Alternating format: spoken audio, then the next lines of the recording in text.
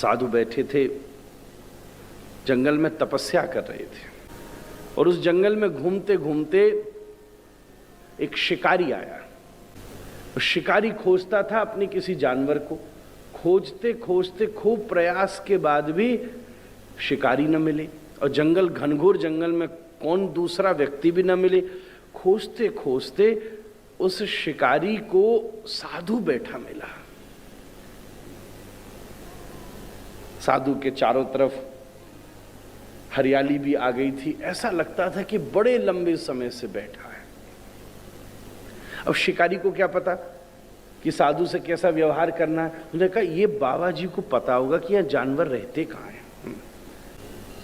तो उसको हिला, ए महाराज, हम आप जैसा कोई हो तो डरे और कि महाराज जी को परेशान मत करो। पर हाँ चलो, आजकल तो काम धंधा तो कुछ है नहीं, पर हाँ सेल्फी के लिए तो सब हिला ही सकते हैं बड़े बड़े महात्माओं को। एक फोटो खिंचा लो बस महाराज।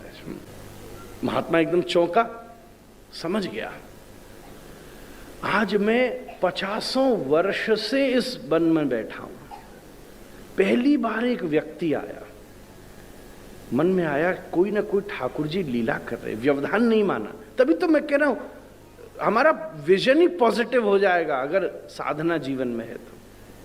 कोई ना कोई कृपा कराना चाहते हैं। अरे महाराज, आपने यहां कोई जानवर देखा है? कोई इधर भागते कूदते खेलते भक्त वैष्णव साधु था, बोले हां मैंने एक हिरण देखा है महाराज। कैसा हिरण है? और ये क्या बताऊं, श्याम वर्ण का हिरण है महाराज। काले रंग का हिरण बड़ी मुश्किल से मिलता है, और बड़ी धमा चौकड़ी मचाता है।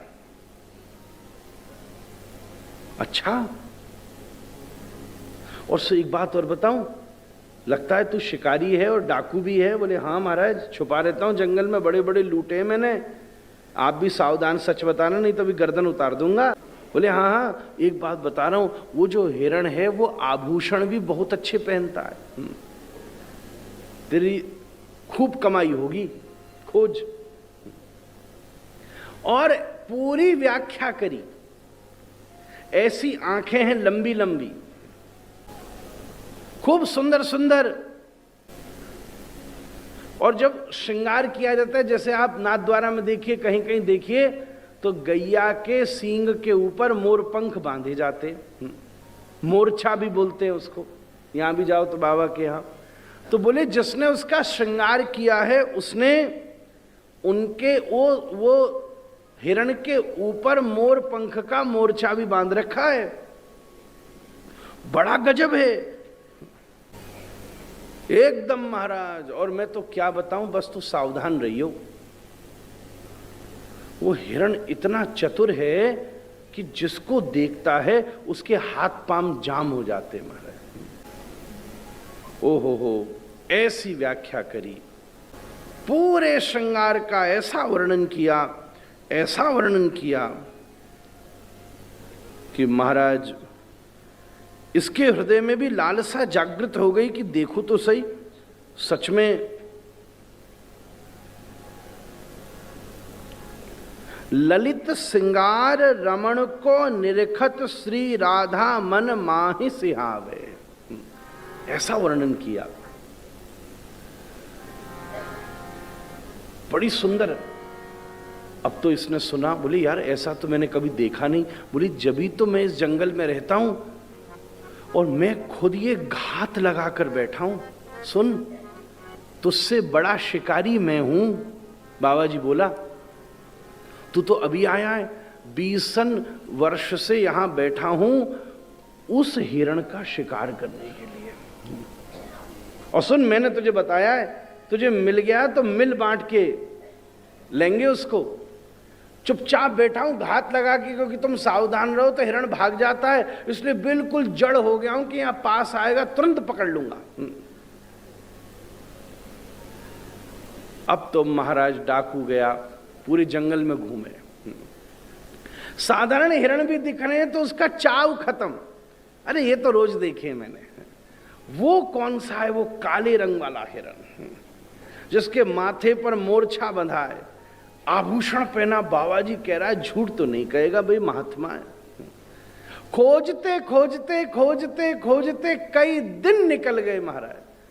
अंत में यह स्थिति हो गई, भूखा प्यासा मरासू हो गया।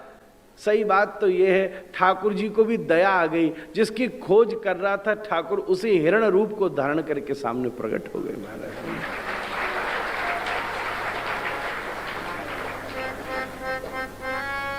ये भी इसको पकड़ूं कैसे? तो एकदम बैठ गया बाबा जी की तरह। ठाकुर जी भी घास चुनते पास आए, तुरंत पकड़ लिया। पकड़ के कंधा पे बिठा के दोनों पांव मोड़ लिए। बोले बाबा जी की याद आई, खोजते खोजते महात्मा के पास आया, सामने देखा। बोले बाबा तेरी कृपा से मैंने हिरण पकड़ लिया। साधु देखकर चौंका, उठ करके दौड़ा। अरे वाह, इतने दिन के त्याग के बाद जो नहीं मिला, वो थोड़ी देर की तेरी मेरी बात मानकर की गई प्रतीक्षा से उसकी प्राप्ति हो गई।